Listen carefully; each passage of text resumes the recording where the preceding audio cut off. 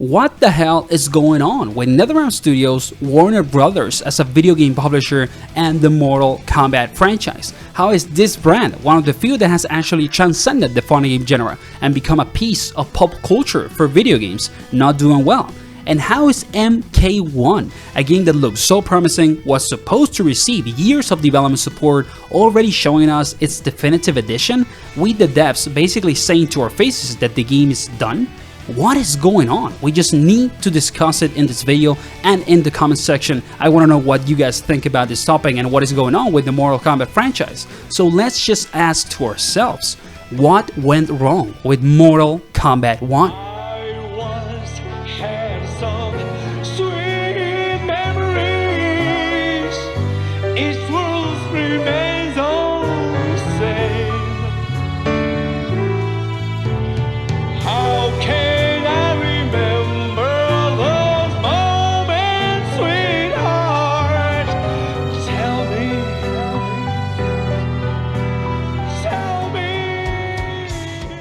There is only one way to actually understand why Mortal Kombat 1 did not do as well as maybe we wanted or even NetherRealm Studios wanted, and for that we need to look at the full picture, because the big problem is not NRS, it's Warner Brothers and their gaming publishing crisis. In any case you don't know about it, Warner Brothers has actually released a ton of different video games over the last few years, and they have a lot in common.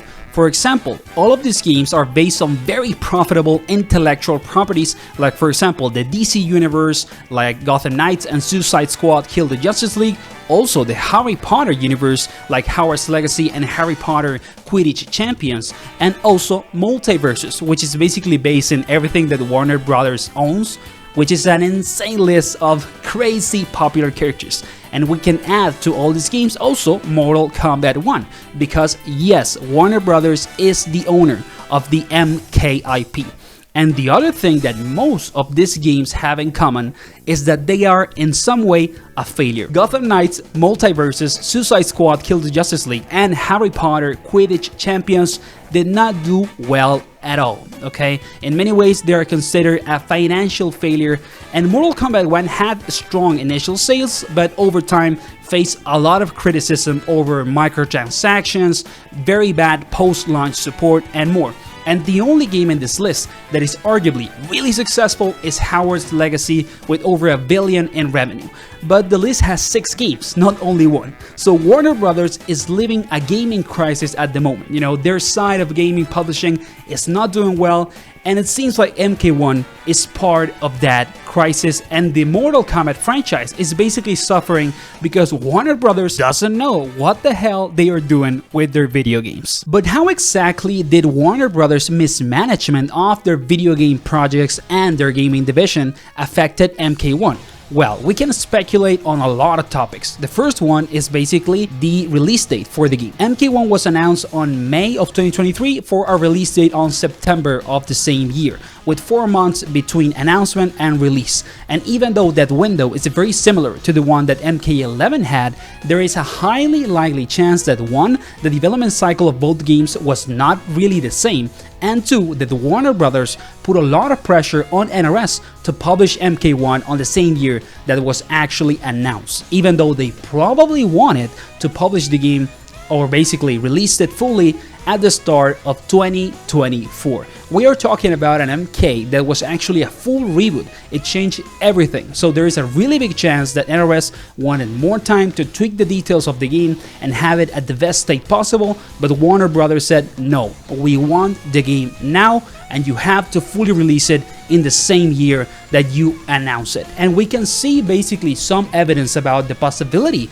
of the game being rushed with 1, how the community felt with the game when it came out. A lot of people actually felt and said publicly that the game felt rushed, that it didn't feel like a complete game. And also there's a lot of practices inside MK1 that are evidence of Warner Brothers pressure on NRS, like for example the very aggressive monetization strategies on the game for cosmetics and how expensive they were for a cosmetic like the Halloween fatality and many other stuff. And also the game had very limited post-launch support, like it didn't have a lot of balance patches and a lot of changes over time. It felt like not only the game was rushed, but also the team of developers was not ready to actually deliver the game that they wanted to give you basically as a consumer. So that is the first point, you know, like there's a very high chance that the game was actually going to be released on early 2024. They got rushed and basically also receive a lot of pressure about monetization strategies on the game to get the most money that they could with MK1 as soon as possible. Then the other big topic in which Warner Brothers probably had a ton of influence, not to say that they just take every decision, but they probably do, is basically the development support. There is a really big chance that the reason why we're getting a definitive edition for MK1 and the game is not gonna get more patches or DLC is because of Warner Brothers, not because of NetherRealm Studios. Like Ed Boon and the development team probably wanted to keep working on the game, and over the last months, you know, with the last updates for MK1, the game was actually becoming a much better product overall. But maybe Warner Brothers just said, you know what, this game is not doing well, we are not earning money with your project, so we don't care if you want to make the game better, we are done. We need you to start doing a new game. Like, we don't care about MK1, we need money, this is not getting that over the table, so go ahead and do the next thing. And you can see some evidence of this dynamic with an interview that Ed Boon did like 9 months ago, in which he was actually super excited about MK1 development and keep going with the game. And then we get a definitive edition in less than a year. Like, there is clearly a gap, you know, when it comes to corporate strategy around the game with Warner Brothers and what actually the development team wants to do.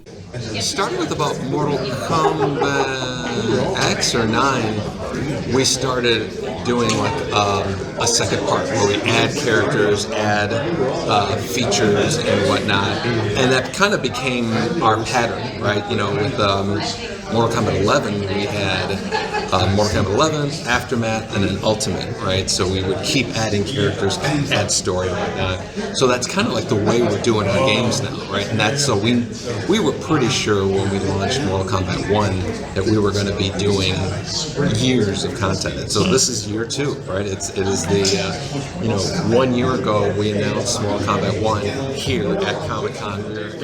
So was Mortal Kombat 1 really such a bad game, and were the devs so disconnected from their community, or is this game really just a victim of the mismanagement from the Warner Brothers gaming division with all their projects lately? It kind of makes me sad because I'm a huge fighting game guy. I love any fighting game. Even if I'm not the biggest Mortal Kombat fan in the world, I still love Mortal Kombat characters and the franchise, and I want it to do good, even if I didn't enjoy MK1 that much, because I know that I want more MK in the future. So hopefully we get a new MK in a while. We don't need a new Mortal Kombat now, and the next game from NRS needs to be something else. They need to take their time and basically try to work on a new perspective on the MK franchise so that we can get something new, fresh, and that breaks the world. I really hope that Mortal Kombat does really well in the future and that we can forget this kind of bittersweet chapter in which maybe Warner Brothers kind of ruined Mortal Kombat.